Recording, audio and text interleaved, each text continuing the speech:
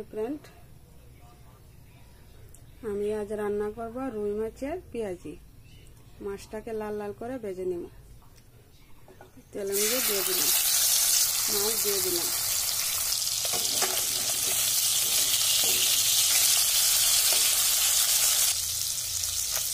মাছ ভাজা হয়ে গেছে, নামিয়ে নিব।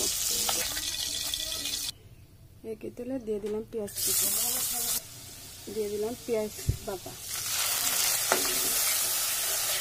স্বাদ মতো লবণ, 8 চামচ হলুদের গুঁড়া, 8 চামচ জিরা বাটা, জিরার গুঁড়া, 1 চামচ ধনিয়ার গুঁড়া, 8 চামচ লঙ্কার গুঁড়া। কষিয়ে নেব।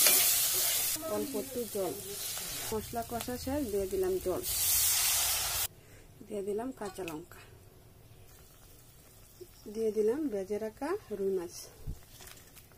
এই ধন্যবাদের বন্ধুরা, তোমরা চিনতে পারো কিনা একটু কমেন্ট করে বলো।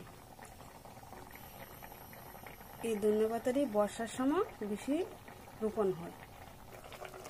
দিয়ে দিলাম ধন্যবাদ কুচি। চারা পোনা রুই মাছের রেসিপি খেতে ভালোবাসো বন্ধুরা? আমি তো ভীষণ ভালোবাসি। রান্না করা শেষ, নামিয়ে নেব।